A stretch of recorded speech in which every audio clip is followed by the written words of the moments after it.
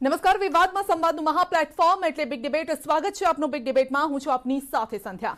કિશન ભરવાડ હત્યા કેસમાં દિલ્હીથી ઝડપાયેલા મૌલાનાની પૂછપરછમાં થઈ રહ્યા છે સનસનીખેજ ખુલાસા. આ માત્ર ગુજરાત જ નહીં પરંતુ આંતરરાજ્ય ષડયંત્ર હોવાનું સામે આવી રહ્યું છે, ને જેમાં અલગ અલગ રાજ્યોના અનેક યુવાનોનું બ્રેન વોશ કરી અને તેમને હિંસક બનાવવામાં આવી રહ્યા હતા. ધર્મના નામે જેહાદનું ઝેર ભરવામાં આવી રહ્યું હતું. શું સરહદ પાર પાકિસ્તાનનો આ સમગ્ર ષડયંત્ર પાછળ દોરી સંચાર છે? શું દેશના દુશ્મનો સામાજિક અને ધાર્મિક સમરસતા ડહોળવા કાવતરું રચી રહ્યા છે? આ જ મુદ્દે જોઈએ અમારી વિશેષ રજૂઆત ઓપરેશન માઇન્ડ વોશ.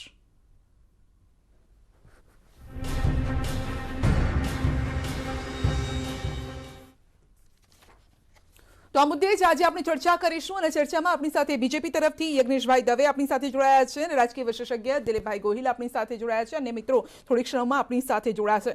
પરંતુ સવાલ એ છે, આજે પણ આપણે જોયું કે દિવસભર અલગ અલગ જગ્યાએ રાજ્યમાં અલગ અલગ શહેરોમાં વિરોધ પ્રદર્શન થઈ રહ્યા હતા. ક્યાંક કલેક્ટરને આવેદનપત્ર આપવામાં આવી રહ્યું હતું, ક્યાંક નાના મોટા છમકલા પણ થયા. રાજકોટમાં પણ આપણે જોયું કે રાજકોટમાં પણ યુવાનો વિરોધ પ્રદર્શન કરવા નીકળ્યા હતા અને પોલીસ સાથે થોડું ઘર્ષણ પણ થયું હતું. પોલીસની ગાડીને નુકસાન પહોંચાડ્યું, યુવાનો પર લાઠીચાર્જ થયો.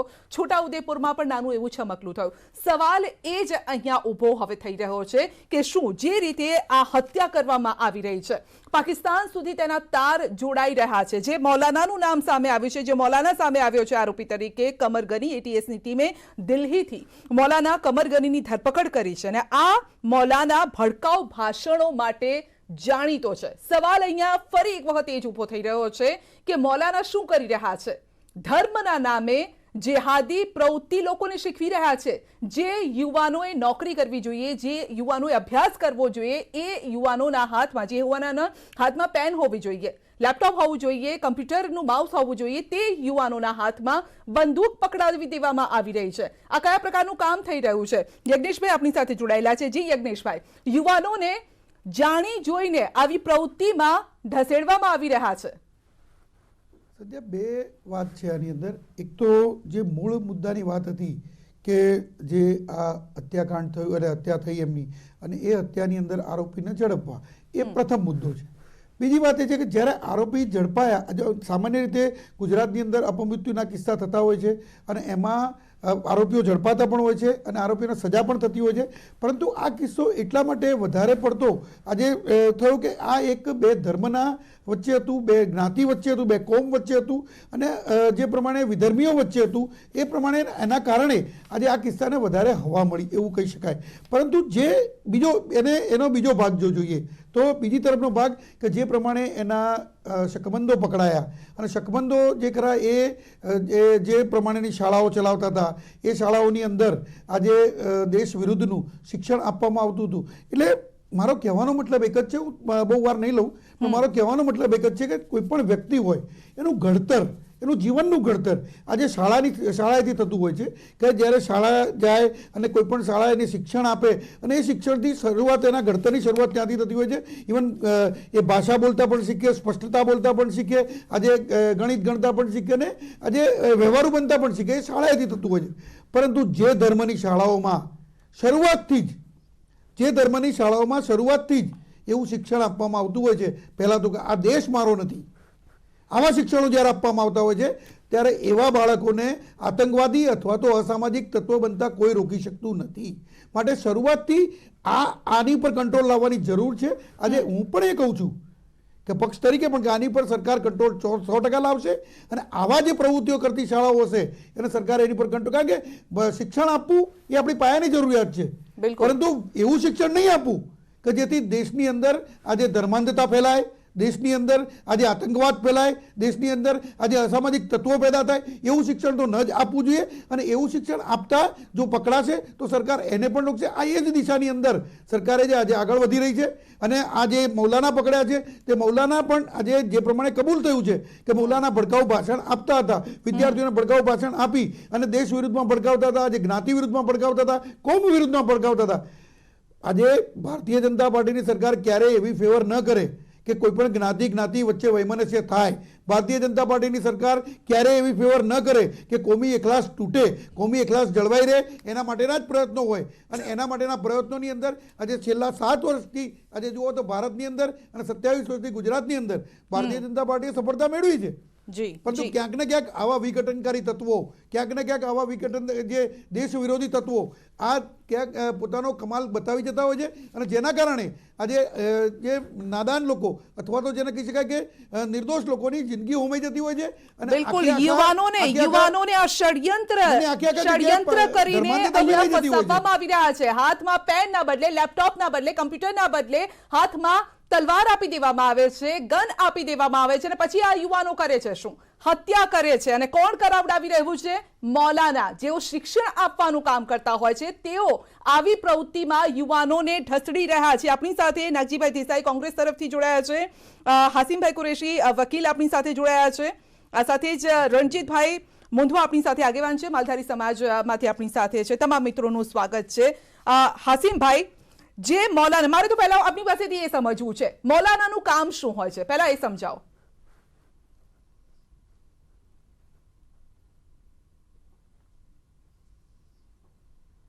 આપનો અવાજ હાસિમભાઈ નથી પહોંચી રહ્યો. જી, આપનો અવાજ નથી પહોંચી રહ્યો. હું આપની પાસે આવું છું, પરંતુ આપની પાસે નાગજીભાઈ પણ જોડાયા છે. જી નાગજીભાઈ, આ શું થઈ રહ્યું છે? એક તો બીજેપી અને કોંગ્રેસ, તમે એકબીજા પર આરોપ લગાવી રહ્યા છો કે રાજનીતિ કરી રહ્યા છો તમે બંને, પરંતુ સવાલ એ છે કે યુવાનો કયા માર્ગે જઈ રહ્યા છે? તમારી રાજનીતિ એક બાજુ મૂકો, સારી સલાહ આપો. અહીંયા હાથમાં તલવાર પકડવાની વાત કરો છો, એકબીજાને મારકાટની વાત કરો છો અને પછી કહો છો કે આ રાજનીતિ થઈ રહી છે ને એકબીજા પર આરોપ લગાવો છો. પ્રશ્ન મારો યજ્ઞેશભાઈ છે, પહેલી વાત. બીજી વાત કે ગુજરાતમાં સરકાર ભાજપની છે, કેન્દ્રમાં સરકાર ભાજપની છે, તો પછી અમને આ જે ગુનેગારો છે એનો કોઈ સમાજ ના હોય, કોઈ ધર્મ ના હોય, એને ફાંસી આપો, જન્મટીપ આપો, કડકમાં કડક સજા કરો. આ ભાજપ વડે રોકી કોણ રહ્યું છે? મારે પહેલા તો યજ્ઞેશભાઈને પૂછવું છે કે કોઈ આંદોલન કર્યું કે ભાઈ અમને ના? આ લોકોની એકમાત્ર મેલી મુરાદ છે, બેન આપને કહી દઉં, કોની મેલી મુરાદ કોની છે? ભારતીય જનતા પાર્ટીની મેલી મુરાદ છે કે આતંકવાદ ફેલાવો હોય, આતંકવાદી હોય, એને ફાંસીને માથે ચડાવતો રોકે છે કોણ? આને અમારા પ્રદેશ કોંગ્રેસના પ્રમુખ જગદીશભાઈ ઠાકોરે સ્પષ્ટપણે કીધું છે કે આમાં કોઈ સમાજ ના હોય, કોઈ જ્ઞાતિ ના હોય, કોઈ ધર્મ ના હોય, જે ગુનો કરે એને સજા થવી જોઈએ. આ માત્ર આવનાર 2022 ની ચૂંટણીમાં લોકોથી હવે હાર દેખાઈ ગઈ છે. આ સ્પષ્ટપણે કહું છું કે જે યુવાન મર્યો એ મારો ભાઈ હતો, સર્વ ધર્મ હિન્દુ સમાજનો ભાઈ હતો. એનું દુઃખ કોને ના હોય? ખાલી ભાજપને દુઃખ થયું છે એકનું? અમારું પણ લોહી કકડી ઉઠે છે, અમારો ભાઈ ગયો છે. નહીં, એટલે તમે તો અહીંયા સીધો આરોપ લગાવી રહ્યા છો બીજેપી પર કે 2022 ની ચૂંટણી જીતવા માટે આવું કરે, એટલે બીજેપી આ કર્યું છે. વાત અહીંયા પાકિસ્તાનના તાર સુધી, પાકિસ્તાન સુધી પહોંચી રહી છે. મૌલાનાના અહીંયા નામ સામે આવી રહ્યા છે. તમે બીજેપીની વાત કરી, યજ્ઞેશભાઈ સાંભળો, પાકિસ્તાન વાળાને ફાંસી આપણ કોણ રોકે છે? યજ્ઞેશબેન કે તમારા CR પાટીલ ને ભૂપેન્દ્ર પટેલ ને કોણ રોકી રહ્યું છે? યજ્ઞેશભાઈ, જે પણ ગુનેગારો છે અને ગુનેગારોને કાયદાની રીતે, બંધારણની રીતે, ભારતના બંધારણ પ્રમાણે એને સજા થતી હોય છે અને બંધારણ પ્રમાણે સજા કરવાનો અધિકાર પણ આજે કોર્ટને, ન્યાયતંત્રને છે. અને ભારતના ન્યાયતંત્ર ઉપર આજે ભારતીય જનતા પાર્ટીને પૂરો ભરોસો. નાગજીભાઈ ના બોલો ને, નાગજીભાઈ ના બોલો. નાગજીભાઈ, હું તમારા વચ્ચે નથી બોલતો, ના બોલો મહેરબાની કરીને. નાગજીભાઈ શાંતિથી સાંભળો. માલધારીઓના દુકાને જેલમાં. નાગજીભાઈ શાંતિથી સાંભળો. તમે નાગજીભાઈ, તમારી શાંતિથી વાત મેં સાંભળી છે. તો જે પ્રમાણે આજે મારે સાંભળો, હું હજુ 1 મિનિટ બોલ્યો છું, તમે 8 મિનિટ બોલી ચૂક્યા છો, મને બોલવા દો. મને સંધ્યાબેને કીધું એટલે બોલ્યો છું, બાકી હું તમારી વચ્ચે ના બોલું ક્યારે, બરોબર? સિમ્પલ મારે સવાલનો જવાબ જોઈએ છે. જે સવાલ પૂછવામાં નાગજીભાઈએ સવાલ પૂછ્યો છે અને સીધો આરોપ બીજેપી પર લગાવવામાં આવ્યો છે. યજ્ઞેશભાઈ, મેં એ જ સવાલનો જવાબ આપતો હતો પણ કોંગ્રેસના પ્રવક્તાને વચ્ચે બોલવા સિવાય રહેવાયું નહીં એટલે બોલી ગયા કદાચ. પણ ખેર, તો ભારતીય જનતા પાર્ટીની સરકારને ભારતના ન્યાયતંત્ર પર પૂરો ભરોસો છે, ભારતના બંધારણ પર પૂરો ભરોસો છે અને જે પ્રમાણે ગુનેગારો પકડાય એને સજા આપવાનું કામ ન્યાયતંત્રનું છે. આજે કોઈ ભૂપેન્દ્ર પટેલ સાહેબ મુખ્યમંત્રીને સજા આપવાનું કામ નથી કે CR પાટીલ સાહેબને સજા આપવાનું કામ નથી. કોંગ્રેસના પ્રવક્તાને ભાન હોવું જોઈએ કે એ ભારતના નાગરિક છે. ભારતના નાગરિક તરીકે કે ભારતની અંદર સજા આપવાનું કામ કોનું છે એ એમને ખ્યાલ હોવો જોઈએ. એ સિવાય આજે સમજ્યા વગર મને ખબર નથી પડતી કે આવા પ્રવક્તાઓ કઈ રીતે ટીવી પર આવી જાય છે. બીજી વાત એ છે બીજી વાત એ છે કે સંધ્યા કે એમણે જે વાત કરી કે જગદીશ ઠાકોરની વાત કરી, તો જગદીશ ઠાકોરને સામે મારો જવાબ છે કે આજે ભારતીય જનતા પાર્ટીના પ્રદેશ અધ્યક્ષે નિવેદન આપ્યું કે અમે મુખ્યમંત્રીશ્રીને અને હર્ષભાઈ સંઘવીજીને વાત કરી છે કે આ બાબતે કડકમાં કડક સજા થાય, ગુનેગારો પકડાય અને એને તાત્કાલિક સજા થવી જોઈએ. આ અમારા પ્રદેશ અધ્યક્ષનું નિવેદન છે. આજે હર્ષભાઈ સંઘવીનું નિવેદન છે ત્યાં જઈ કે હું તાત્કાલિક ગુનેગારોને પકડી અને એને કડકમાં કડક સજા કરીશ. આ હર્ષભાઈ સંઘવીનું નિવેદન. ત્યારે એની સામે 4 દિવસ બાદ આજે કોંગ્રેસના પ્રદેશ અધ્યક્ષ જગદીશ ઠાકોર નિવેદન કરે છે કે આ પહેલો એપિસોડ છે અને હજી બીજા એપિસોડ બાકી છે. તો શું જગદીશ ઠાકોર જ્યોતિષી છે કે એમને ખબર કે બીજા એપિસોડ થવાના છે? અને જો જ્યોતિષી નથી તો મને ખબર છે, અને જ્યોતિષી નથી તો હું કહું છું કે જગદીશ ઠાકોર શું આપણા એપિસોડોના નિર્માતા છે? તો મારે જગદીશ ઠાકોરને પૂછવું છે કે બાકીના એપિસોડ ક્યારે રજૂ કરવાના છો? એટલે મહેરબાની કરી અને ગુજરાતની પ્રજાને ઉશ્કેરવાનું બંધ કરો. આજે કયા પ્રદેશ અધ્યક્ષના ભાષણો ઉશ્કેરણીજનક છે, કયા પ્રદેશ અધ્યક્ષના ભાષણો ભડકાઉ છે, એ આખા ગુજરાત જાણે છે અને આખા ગુજરાતે જોયું છે. નાગજીભાઈ, આ પ્રકારના ભડકાઉ ભાષણ યોગ્ય છે? અલ્પેશ ઠાકોરે પણ આજે ત્યાં એ જ વાત, ધંધુકાજીની એ જ વાત કરી છે. તમે આ પ્રકારના ભડકાઉ ભાષણ આપશો, યુવા પેઢીને તમે શું સબક આપી રહ્યા છો અથવા તો શું શીખવી રહ્યા છો? તો બંને નેતાઓને કહી રહી છું. નાગજીભાઈ, તમે બેન હવે મને બોલવા દેજો, એમને રોકજો. એમને જુઠ્ઠું બોલવા સિવાય ભાજપના કાંઈ બોલતો જ નથી કોઈનામાં. હવે બોલતા નહીં પડે એમને. ના બોલું નાગજીભાઈ, ના બોલું. અમારામાં એવા સંસ્કાર જ નથી તમારા જેવા. સાંભળો, તમારા સંસ્કાર આખી ભારતની પ્રજા જાણી ગઈ છે. 2022માં તમારા સંસ્કારની ખબર પડી જશે. બેન, હવે મારો પ્રશ્ન એ છે એમને કે સાંભળો, હવે યજ્ઞેશભાઈ બોલતા નહીં તમે. હલો જી નાગજીભાઈ બોલો. મારું કહેવાનું એમ છે કે ગુજરાતમાં સરકાર તમારી, ભારતમાં તમારી કોઈએ આંદોલન કર્યું નથી. આરોપીઓને કોંગ્રેસ પણ કહી રહી છે કે જે આરોપીઓમાં કડકમાં કડક સજા થાય. માત્ર આ લોકો રાહ જોઈ રહ્યા છે કે ગુજરાતની અંદર માલધારીઓના છોકરા લઘુમતી સમાજ હારે ઝઘડે, અમારી વોટ બેંક અમને મળે, હિન્દુ મુસ્લિમ થાય. આ લોકોની મેલી મુરાદ છે. માલધારીના દીકરા તરીકે હું પણ કહું છું કે મારો ભાઈ મર્યો છે. ભાઈ યજ્ઞેશભાઈને કહેવા માંગુ છું કે તમે એક જ હિન્દુના દીકરા છો. તમે હિન્દુના દીકરા હોય તો અત્યારે શું લેવા આટલા 25 તારીખે રેડ એલર્ટ હતું. તમારી હિન્દુની સરકાર તમે કહો છો, જાતે ને જાતે પ્રજા તો અમે બધી હિન્દુની સરકાર અમે પણ છીએ. ભાઈ તમે એમ કહો છો કે હથિયાર પાકિસ્તાન થી આવી ગયા, આ આવી ગયા, તો તમારી 26 જાન્યુઆરી તો રેડ એલર્ટ હતું. આ અમારા ભાઈનું મૃત્યુ થયું એ તો 25 તારીખ હતી. તો તમારી પોલીસ શું કરતી હતી? તમારી એજન્સીઓ શું કરતી હતી? માત્ર ને માત્ર બેન આ એક રાજનીતિ થઈ રહી છે. હું આપના માધ્યમથી કહેવા માંગુ છું, આ લોકો રાહ જોઈ રહ્યા છે કે ક્યારે ધૂંધળો થાય, હિન્દુના દીકરા જેલમાં જશે. અને ગૃહ રાજ્યમંત્રી તો કીધું ને કડકમાં કડક સજા કરીશું, કડકમાં કડક સજા કરીશું. દિલ્હી સુધી, દિલ્હી એટીએસની ટીમે દિલ્હીથી મૌલાનાને પકડી લીધા છે. વર્ષો પહેલાના કડકમાં કડક સજાના વચનો આ લોકો આપીને ઘણા નિર્દોષ લોકોને કોમી ઉલડોમાં હજુ લોકો ધક્કા ખાય છે કોર્ટમાં. તમારે સરકાર તમારી છે તો તમે કોની રાહ જોઈ રહ્યા છો એમ કહું છું એમને. યજ્ઞેશભાઈને ભાજપ, CR પાટીલ ને ભૂપેન્દ્ર પટેલ, એક દાખલો બેન શ્રદ્ધાબેન, હું તમારી પાસે 2 મિનિટનો ટાઈમ લઈશ. નહીં બીજેપીના નેતા પાસે એનો જવાબ લઈએ. નહીં નાગજીભાઈ, એમની પાસે જવાબ લઈએ, પછી બીજા ગેસ્ટ છે મારે એમની પાસે પણ જવું છે. યજ્ઞેશભાઈ, ક્વિક રિએક્શન આના ઉપર, પછી હું આશિમભાઈ પાસે જઈશ. મેં આનું ક્વિક રિએક્શન આપવાનું એટલા માટે હું મુનાસિબ નથી સમજતો કે આ જ વસ્તુનો પહેલાં હું જવાબ આપી ચૂક્યો છું કે ભૂપેન્દ્રભાઈ પટેલ કે આજે CR પાટીલ સાહેબ સજા ન આપે, સજા કોર્ટ કરે. અને કોંગ્રેસના પ્રવક્તાને ભાન હોવું જોઈએ, ભારતના બંધારણનું ભાન હોવું જોઈએ. ભારતના નાગરિક છે, ભારતના નાગરિક તરીકે એમને ખબર પડી હોવી જોઈએ કે કોણ સજા કરે અને કોણ ન કરે. નાગજીભાઈ વચ્ચે ના બોલો. હવે નાગજીભાઈ હવે વચ્ચે ના બોલો. નાગજીભાઈ હવે વચ્ચે ના બોલો. નાગજીભાઈ મોઢું બંધ રાખો, વચ્ચે ના બોલો. આ શોભતું નથી તમને, આ શોભતું નહીં. તમારામાં વચ્ચે નથી બોલો. મહેરબાની કરીને વચ્ચે ના બોલો. નાગજીભાઈ જુઠ્ઠું બોલવાનું, જોરથી બોલવાનું બંધ કરી દો. નાગજીભાઈ, તમે તમારા જગદીશ ઠાકોર જે મુશ્કેલીજનક ભાષણ કરો છો, હું પણ આજે ભારતીય નાગરિક છું. તમને ભારતીય નાગરિક હોવાનું ગર્વ છે, એના કરતાં વધારે મને ગર્વ છે. કારણ કે તમને એક ઇટાલિયન પક્ષના નેતાના આજે તમે પ્રવક્તા છો, એનું તમને ગર્વ હોવું જોઈએ, નહીં કે ભારતના નાગરિક તરીકેનું. આજે ભારતના નાગરિક તરીકેનું મને ગર્વ છે. બરોબર છે. આજે મારા વડાપ્રધાન નરેન્દ્ર મોદી છે, એનું મને ગર્વ છે. આજે મારા ગૃહમંત્રી આજે અમિતભાઈ શાહ છે, એનું મને ગર્વ છે. તમને ન હોય તો તમને મુબારક. બાકી ભારતના ન્યાયતંત્ર ઉપર અને ભારતની કોર્ટ ઉપર અને ભારતના બંધારણ ઉપર મને પૂરેપૂરો ભરોસો છે. અને જે પ્રમાણે ગુજરાત પોલીસ આ ગુનેગારોને પકડશે એ પ્રમાણે સજા પણ કરશે. અને નાગજીભાઈ, તમે વચ્ચે નથી બોલતા એવું તમે ના બોલશો. તમે વચ્ચે બોલ્યા કર્યા છો. હવે તમે આખી ડિબેટમાં જોજો, તમને વચ્ચે ક્યારેય નહીં બોલવાનું. ઠીક છે. મારે એ સમજવું છે જે કલેક્શન સામે આવ્યું છે કે આ રાજનીતિ ચાલતી રહેશે. નાગજીભાઈએ કીધું 2022 ની ચૂંટણી, સવાલ એ છે કે કયો પક્ષ આ ચૂંટણી લઈને આ નિવેદનો આપી રહ્યા છે તે એક મોટો સવાલ છે, પરંતુ અહીંયા ક્યાંક આપણે એ સવાલ અહીંયા ભૂલી રહ્યા છે કે જે રીતે મૌલાનાનું કનેક્શન સામે આવ્યું છે, અને વાત તો એવી પણ છે કે 9 જેટલા મૌલાનાનું આ કનેક્શન હોઈ શકે છે તે પ્રકારની પણ વાત છે. હાશિમભાઈ, હું આપને સવાલ પૂછું છું. પહેલા તો મારો એ જ સવાલ છે કે મૌલાનાનું કામ શું હોય છે એ સમજાવો પહેલા. બેન, મૌલાનાનું કામ એ જ હોય છે જે મંદિરમાં એક પંડિતનું બ્રાહ્મણનું કામ હોય છે. એ જ કામ હોય છે જો આશ્રમમાં ગુરુનું કામ હોય છે. એ જ કામ હોય છે જે ચર્ચમાં પ્રિસ્ટનું કામ હોય છે કે લોકો પોતાના ધર્મનું, એ લોકો પોતાની કોમ્યુનિટીને રિફોર્મ કરતા હોય છે. એ લોકોને પોતાના ધર્મ માટે સારું બતાવતા હોય છે કે ભાઈ ખોટાથી બચો અને સારું કામ કરો.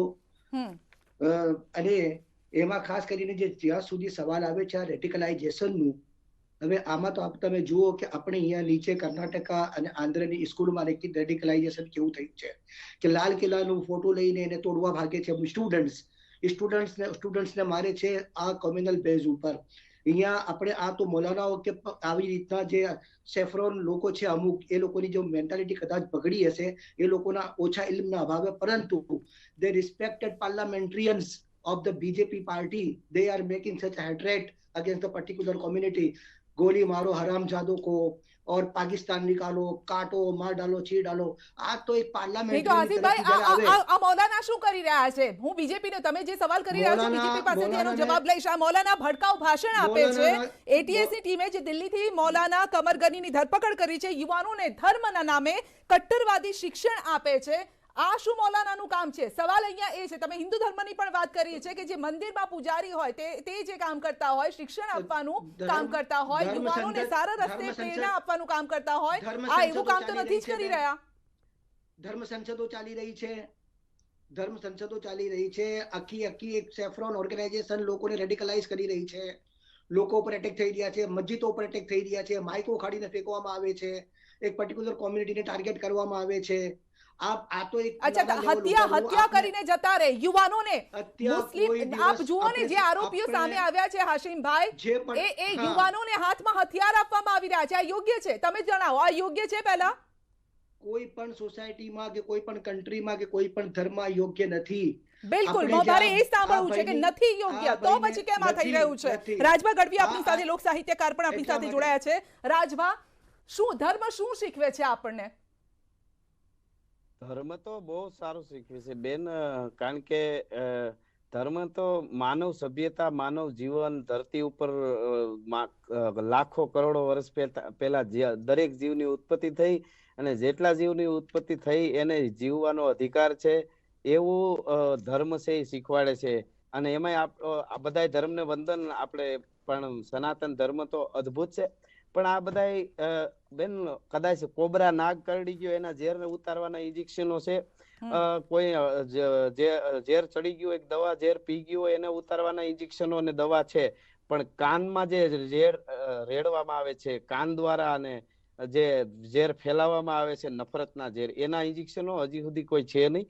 અને આ એવા ભયંકર ઝેર છે કે જે માનવ સમાજને, માનવ જીવનને બધાયને જોખમરૂપ છે. એને એ ઝેરનો પેલા ઉપાય કરવો પડે, કારણ કે શિવ હવે ઝેર પીવા નહીં આવે. આ બધા ઝેર ક્યાં નાખવા ને એ આજના સમાજને બધાને વિચારવું પડશે, ડાયા માણસો અને સમજદાર માણસો. જી બિલકુલ રાજભા, કારણ કે એ સવાલ હું કરી રહી હતી કે મૌલાનાનું કામ, જે રીતે હાશિમભાઈ પણ કહી રહ્યા છે કે મૌલાનાનું કામ તો શિક્ષા આપવાનું છે. આ કયા પ્રકારના મૌલાના છે જે યુવાનોને હાથમાં હથિયાર આપી રહ્યા છે? આ કયા પ્રકારનું શિક્ષણ છે? શિક્ષા તો એવી હોય કે યુવાનોને આગળ વધારે. જે યુવાનો જો આગળ વધશે તો દેશ આગળ વધશે. આ રીતે આગળ વધશે કે એકબીજાની હત્યા કરી દેવાની?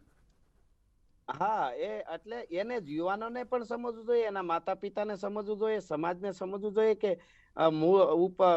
ઓલો કે ને મૂળમાં મીઠું રેડે અને ઉપરથી પાંદડા લીલા કરવા હાટું થઈને મીઠા વાળું પાણી મૂળમાં જ રેડે છે.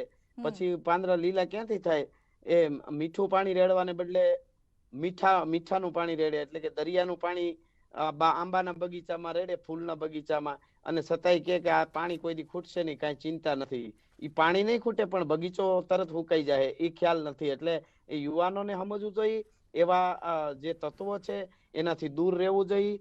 અને એને જીવનનો નાશ થઈ જશે, એની પેઢી આખીનો, એ યુવાનોને વિચારવું પડશે અને એમના માતા પિતાને વિચારવું પડશે. જી બિલકુલ, કારણ કે આ એક યુવાનની હત્યા નથી થઈ, ગુજરાતનો એક સપૂતને પણ ગુમાવ્યો છે, આપણે આપણી આસપાસના જ એક દીકરાને ગુમાવ્યો છે. અને વાત તો એવી સામે આવી રહી છે કે આ એક ષડયંત્ર છે અને જેહાદી ષડયંત્ર છે. આખું આ ષડયંત્ર ચાલી રહ્યું હતું. 6 થી વધુ જેટલા કદાચ મૌલવી આમાં સંકળાયેલા છે. ધાર્મિક પોસ્ટ કરનારને તેઓએ નિશાન બનાવવાની વાત છે. સવાલ એ છે, આ ધર્મ વચ્ચે ક્યારથી આ વેરઝેર કોણ કરાવી રહ્યું છે, આ પ્રકારનું વેરઝેર, રાજભા?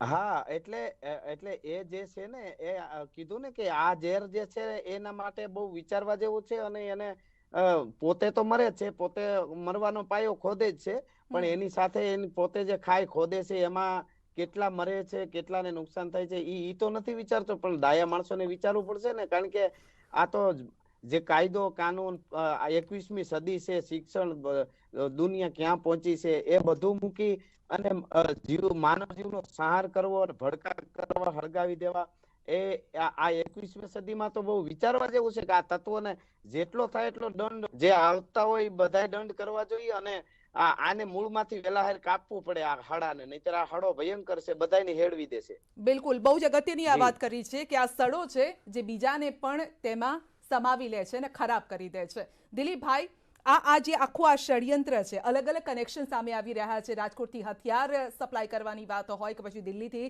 મૌલાનાની વાત હોય, અમદાવાદના જમાલપુરથી અન્ય એક મૌલાનાની વાત હોય, શું થઈ રહ્યું છે? આ યુવાનો કઈ તરફ જઈ રહ્યા છે? આપણે તો શિક્ષણની વાત કરી રહ્યા છે. એટલે દુઃખની વાત છે.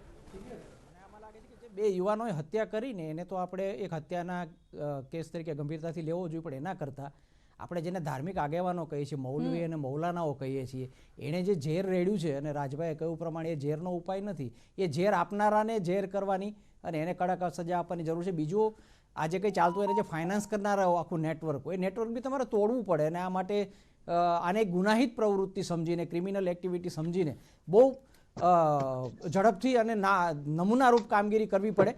કારણ કે સોશિયલ મીડિયામાં તો કેવું ઝેર ફેલાવે છે, નકરું ઝેર ફેલાવતા જ હોય છે, બધી બાજુનું ફેલાવતા હોય છે. તમે એક પોસ્ટ માટે કે જે પોસ્ટને 200-500 માંડ જોવાના છે, એનાથી વધારે જોવાના પડે, એના માટે તમે હત્યા કરવા નીકળશો, એના માટે તમે યુવાનોને ઉશ્કેરશો, તો આ વાત ક્યાં જઈને અટકશે? એટલે આમાં આખી વાતમાં 2 વસ્તુ છે. એક તો હત્યા થઈ છે અને ગંભીર ગુનો બન્યો છે, એટલે એની તો પોલીસે પોતાની રીતે તપાસ કરવી પડે. પણ એની પાછળ ઉશ્કેરણી થઈ છે, અને કોણે કરી? ધાર્મિક આગેવાનોએ, મૌલવી અને મૌલાનાએ ઉશ્કેરણી કરી છે. એટલે એ ન થાય, ભવિષ્યમાં કોઈની હિંમત ન થાય, એ અને જેણે બી ફાઇનાન્સ કર્યું, જેણે બી હથિયાર આપ્યા, આ બધાને ફાસ્ટ ટ્રેક કોર્ટમાં કેસ ચલાવીને નમૂનારૂપ સજા થવી જોઈએ, દાખલો બેસવો પડે. કારણ કે બાકી બધી જે ચર્ચાઓ છે અને એમાં જે રાજકારણ આવે છે, બધી ચર્ચાઓ તો આપણે કરતા જ આવ્યા છીએ, એને એ બાજુએ રાખવી પડે. કારણ કે પહેલી વાત તો એ છે કે કોઈએ ક્યાંક લખીને ન લખવું જોઈએ, અને એની સામે કેસ બી થયો છે, ને દાખલા તરીકે ગંભીર પણ હોત તો એને વધારે કડક સજા માટે વાત કરત. આપણે આઈટી એક્ટથી માંડીને વયમનસ્ય ફેલાવા સુધીની કલમ આપણે એની સામે લગાડત ને એની માંગણી કરત. પણ એની સામે હત્યાની વાત આવે, ઉશ્કેરણી કરવાની વાત આવે, એટલે મને લાગે છે 2 યુવાનોએ હત્યા કરી, એનાથી આગળ વધીને એને ઉશ્કેરણી કરનાર એક આખું પાછળનું તંત્ર ચાલે છે. એ તંત્ર તોડવા માટે પોલીસે જે કંઈ કરવું પડે, અને એની સામે એવી મજબૂત રીતે કેસ કરવો પડે. વચ્ચે હમણાં આપણે અન્ય કેસમાં પણ ફાસ્ટ ટ્રેક કર્યું છે, એમાં જરૂર હતી એને કરી. હું તો કહું છું આ પણ એવો જરૂરી કેસ છે.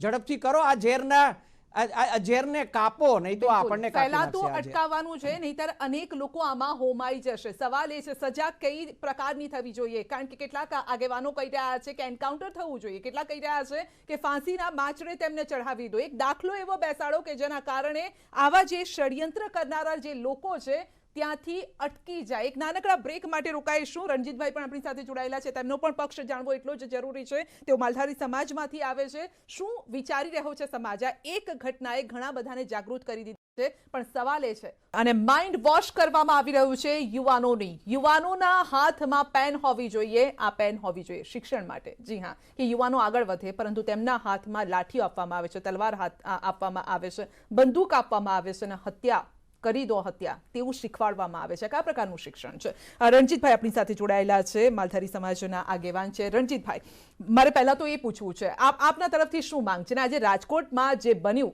એ આખો કિસ્સો પણ આપણી પાસે સમજવા ઈચ્છી રહ્યા છે. યુવાનો ગયા હતા વિરોધ કરવા માટે, પોલીસે લાઠીચાર્જ કર્યો. પોલીસનું કહેવું છે કે ત્યાં પોલીસની ગાડીને પણ નુકસાન પહોંચાડવામાં આવ્યું હતું. શું થયું હતું ત્યાં?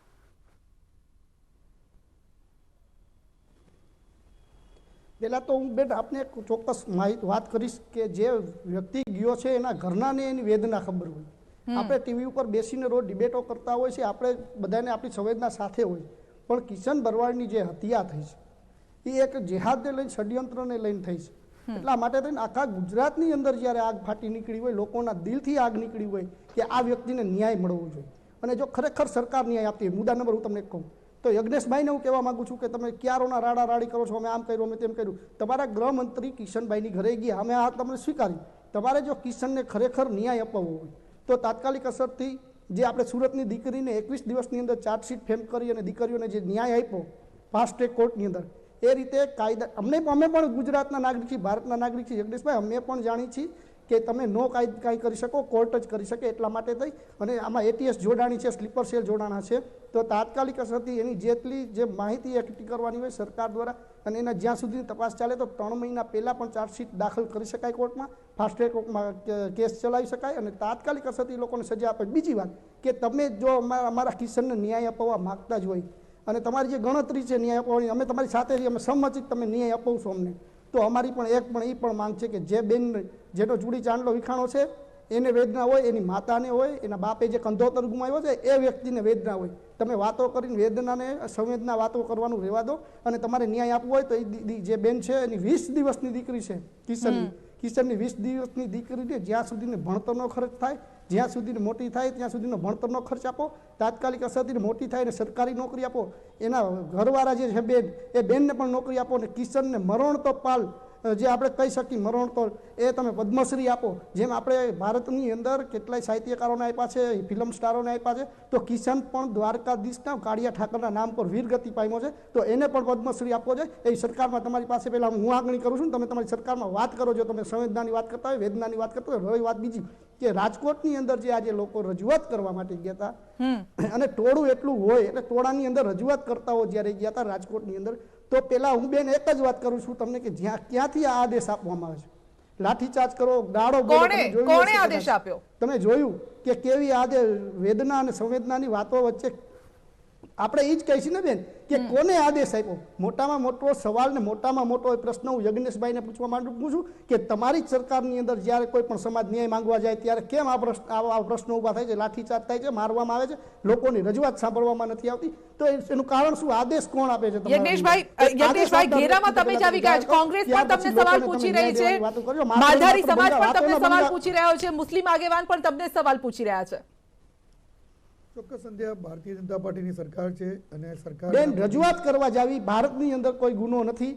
યજ્ઞેશભાઈ, ભારતની અંદર રજૂઆત કરવી કોઈ ગુનો નથી. તમે રજૂઆત કરતા લોકોને 5 જણાને ભેગા નથી થવાતા. તમારી રેલી હોય તો તમે 50,000 લોકો ભેગા કરો. આજે જે લોકો રજૂઆત કરવા ગયા હતા રોડ ઉપર રજૂઆત પરત કરીને આવતા હતા, જે બનાવ બન્યો હોય, પરંતુ લાઠીચાર્જ કરી અને ક્યાં સુધી અમાન્ય વર્તન જે તમારી સરકાર દ્વારા કરવામાં આવ્યું છે, તમારી સરકાર ક્યાંક ને ક્યાંક નિષ્ફળ હોય, ક્યાંક ને ક્યાંક તમારી નિષ્ફળતા છુપાવવા માટે થઈ તમે નિર્દોષ ભરવાડ ઉપર, માલધારી ઉપર, હિન્દુ ઉપર જે આજે લાઠીચાર્જ કર્યો છે એ લોકો ભૂલવાના નથી. કારણ કે જે વ્યક્તિને ન્યાય અપાવવા માટે એક વ્યક્તિ, નિર્દોષ વ્યક્તિની હત્યા થઈ, એને લઈ અને ગુજરાત ભરની અંદર જ્યારે લોકોમાં જ્વાળામુખી ફાઇટ હોય, પણ પોલીસે એવું કીધું, રણજીતભાઈ, પોલીસે એવું કીધું કે પોલીસની ગાડીને નુકસાન પહોંચાડી રહ્યા હતા, પોલીસની ગાડીને નુકસાન પહોંચાડી રહ્યા હતા, તેઓ યુવાનો માનવા તૈયાર ન હતા. પોલીસનો આ પક્ષ છે. અત્યારે બેન રજૂઆત કરવા ટોળું જઈ રહ્યું હોય, રિટર્ન ટોળું થાય તો ખરી ને બેન. આજે હું તમારી પાસે રજૂઆત કરવા આવ્યો તો તમારી ઓફિસની બહાર તો નીકળું ને. મહત્વની વાત છે લાઠીચાર્જ કરવાનો પ્રશ્ન ક્યાં ના, એ બિલકુલ એ વાત સાથે અમે પણ સમજીએ કે લાઠીચાર્જ ન થવો જોઈએ. જે રીતે પીઆઈ પણ જોઈ શકો છો કે હાથમાં રિવોલ્વર લઈ અને તેઓ જઈ રહ્યા છે.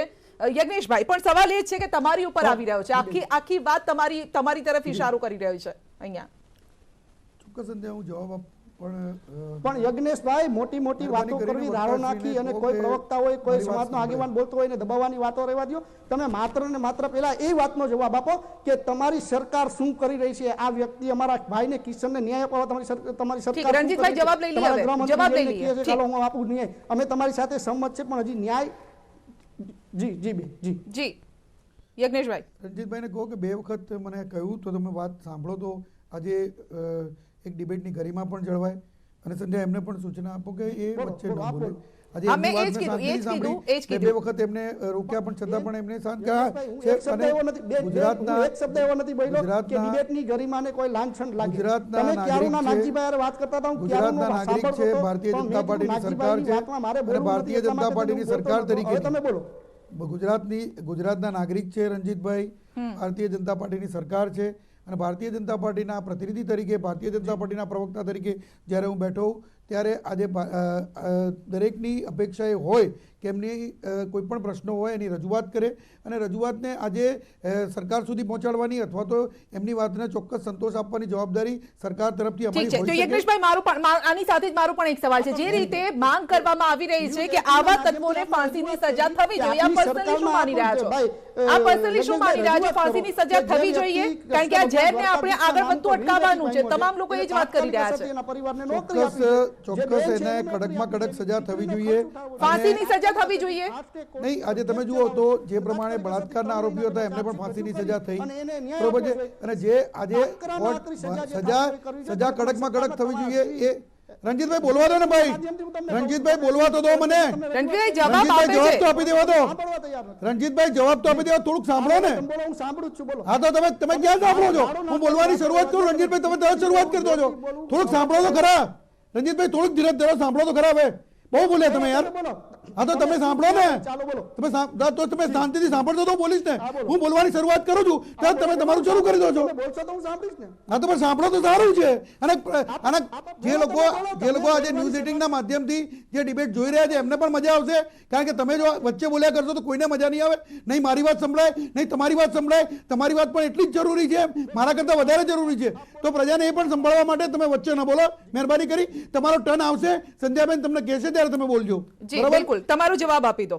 ફાંસી થવી જોઈએ કે ન થવી જોઈએ? સંધ્યાબેન, ફાંસી નહીં, હું તો એ કહું છું કે જ્યારે કોઈ પણ વ્યક્તિનો આજે તમે જીવ લઈ લો અને કોઈ પણ વ્યક્તિનો એટલે જેને કહી શકાય કે એ વ્યક્તિની જ્યારે એ જીવ જવાનો કંઈ સમય નહોતો, પરંતુ તમે એનો જીવ લેવાનો તમને કોઈ અધિકાર નથી. અને જ્યારે કોઈ પણ જ્ઞાતિનો હોય અને કોઈ પણ કોમનો હોય તો એનો જીવ લેવામાં આવે તો એને કડક ફાંસી નહીં પણ એનાથી વધારે કડકમાં કડક સજા થવી જોઈએ એવી દરેકની માંગણી છે. અને કાયદો અને ન્યાયતંત્ર એ પ્રમાણે જ આજે ગુજરાતની અંદર હોય કે ભારતની અંદર હોય, અને કાયદો અને ન્યાયતંત્ર પર આખા ભારતના બધા જ નાગરિકોનો ભરોસો છે. અને ભારતનું ન્યાયતંત્ર જે ખરું એ કાયમ તમે જોજો કે સજા કડકમાં કડક આવા કિસ્સાઓમાં કરતું આવ્યું છે. ઠીક, હાસીમભાઈ આપ તો વકીલ છો, આપ જણાવો આવા કેસમાં શું થતું હોય છે, શું સજા થવી જોઈએ?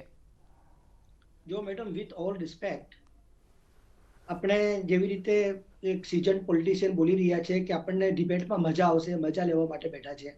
આપણે મજા નથી લેવા. થોડું રિસ્પોન્સિબલ સ્ટેટમેન્ટ થવું જોઈએ. એક માણસની એનો જીવ ગયો છે અને આ જીવને આપણે પેરેલલી જે પહેલાના પણ જીવ ગયા છે બીજી કોમ્યુનિટીના, અખલાક, તપરેજ અને બીજા જે પહેલું ખાન, એ સિમ્પેથી આપણી એમની સાથે પણ હોવી જોઈએ. જો એ લોકોએ એમને વખોડ્યું હોત તો આવું આગળ ના ગયું હોત, કારણ એ લોકોએ સેલિબ્રેટ કરે છે, એ લોકોને ફૂલહાર પહેરાવે છે ને અહીંયા ફાંસીની માંગ થઈ રહી છે.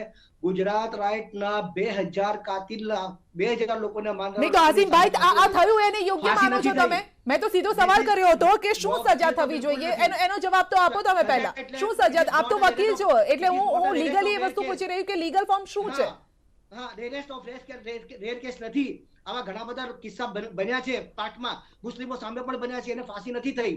ફાંસી તો થવી જોઈએ ગુજરાત રાઇટ્સના કાતિલોને, ફાંસી થવી જોઈએ. હાશીમભાઈ આ તો જે કરી રહ્યા છે યોગ્ય કરી રહ્યા છે. તમે આ નિવેદન તો પછી એને તમે સમર્થન આપી રહ્યા છો. આ જે થઈ રહ્યું છે એને સમર્થન આપી રહ્યા છો.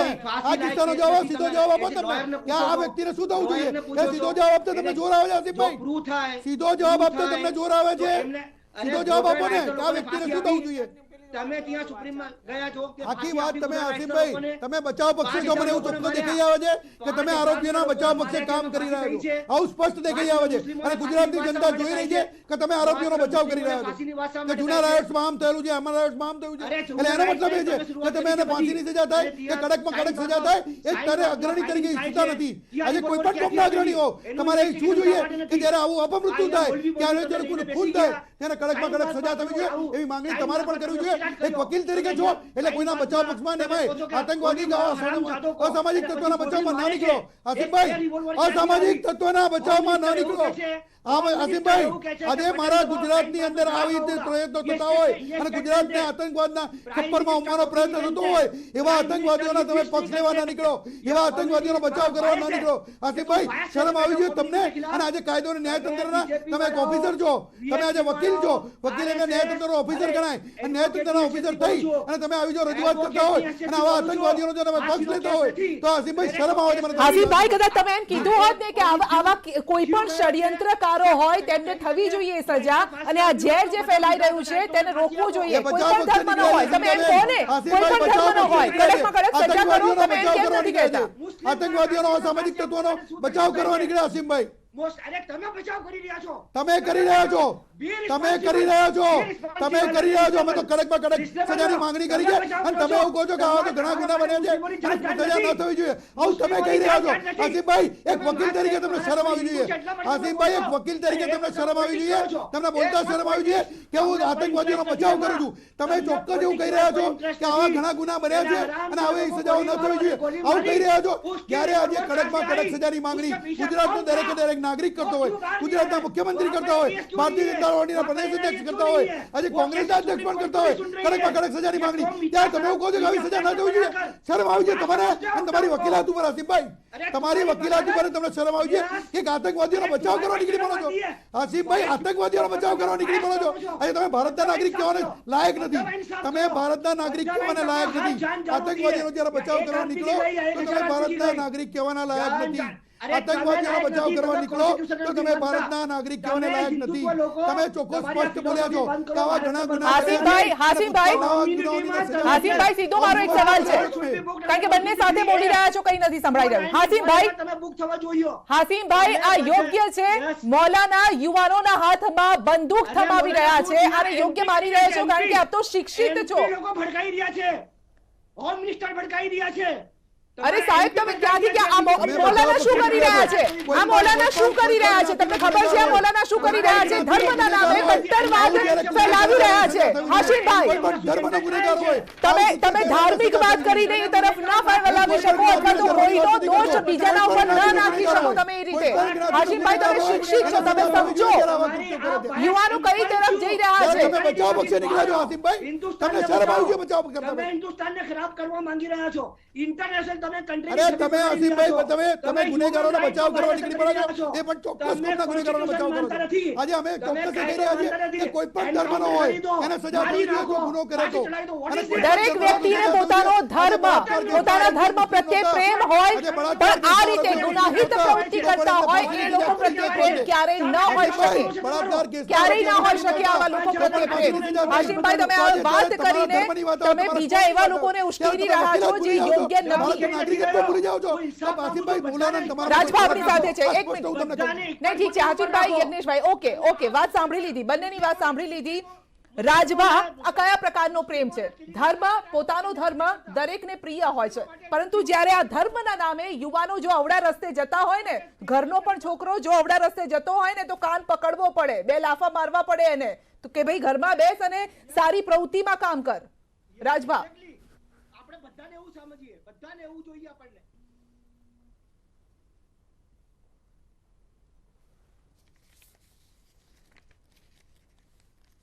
જી રાજભા.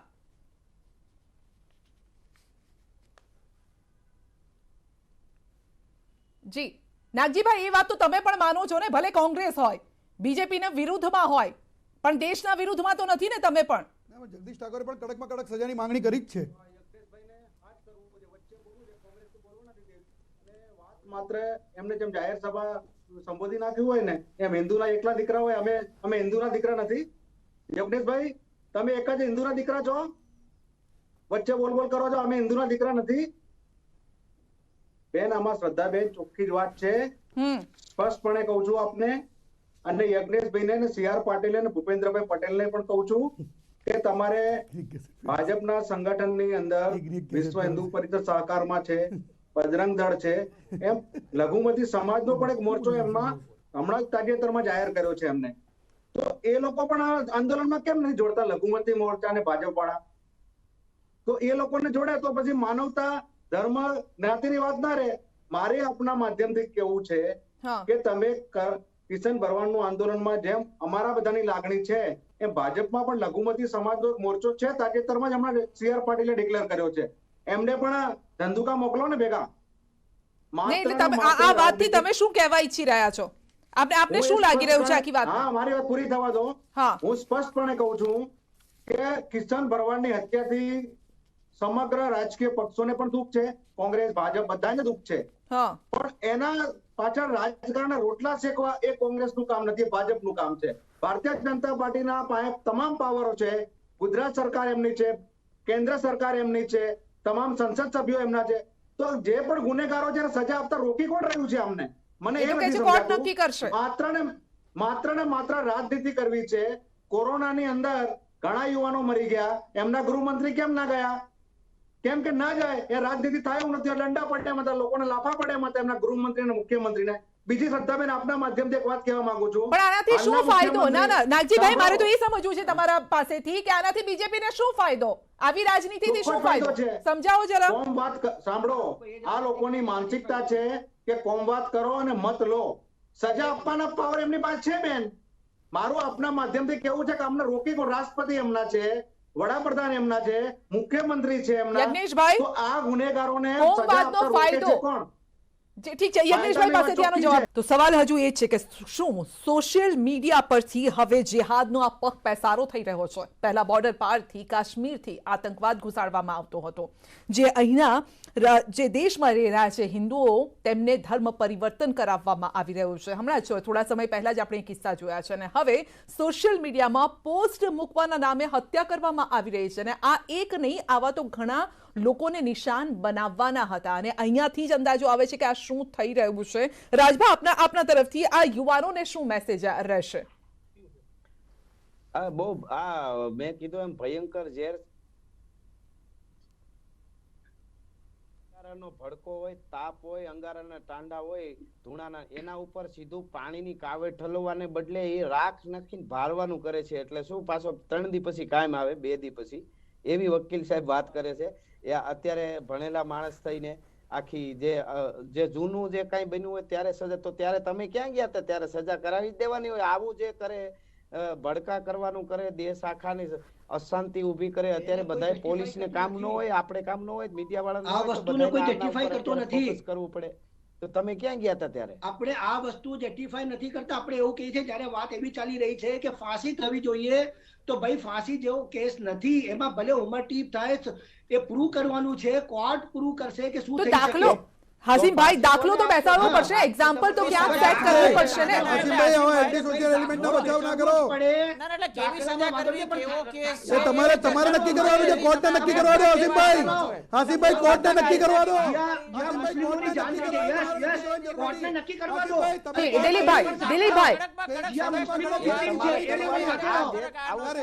હાસીમભાઈ, તમે કોર્ટ ના બનો, તમે ન્યાયાધીશ ના બનો, તમે જ્યાં જો ત્યાં રહો. મારે બોલવાનું અત્યારે કહેજો. હા, બિલકુલ રાજભાઈ, કારણ કે તમામ લોકો સાથે બોલી રહ્યા છે એટલે આપનો અવાજ પણ નહીં પહોંચે. દિલીપભાઈ, આમાં મૂળ વાત એ છે કે અત્યારે આ પ્રકારની દલીલો ના કરવાની. કોઈ પણ ગુનો હોય એમાં કડકમાં કડક સજા કરવાની વાત છે. એમાં કેટલી કરવી ને શું કરવી એની પાછળની માનસિકતા દેખાવે. મૂળ વાત એ છે જ્યારે આવી ઘટના બનતી હોય ત્યારે જેને આપણે ઓપિનિયન મેકર કહીએ છીએ, જેને સમાજના આગેવાન કહીએ છીએ, જેને ભણેલા ગણેલા કહીએ છીએ, જેને ધર્મના આગેવાનો, એનું કામ આગ ઠારવાનું છે. રાજભા કેમ છે, એનું ઝેર કાપવાનું કામ છે. એને બદલે તમે આ પ્રકારની દલીલો કરો તો તમે કરવા શું માંગો છો? બિલકુલ. રણજીતભાઈ, છેલ્લો આપનો મેસેજ. સમાજ શું ઈચ્છી રહ્યો છે? ટેકનિકાલિટીની ચર્ચા કરવાની વાત જ ક્યાં આવે છે ને જૂના કિસ્સા વાત યાદ કરવાની ક્યાં વાત આવે છે? આપણો ગણતરી એ છે કે આમાં કોમ અને જ્ઞાતિને ભૂલીને કોઈ એક ઓકે, ઠીક છે. હા, બિલકુલ, સમય નથી. રણજીતભાઈ, ફાંસી જ દેવી જોઈએ.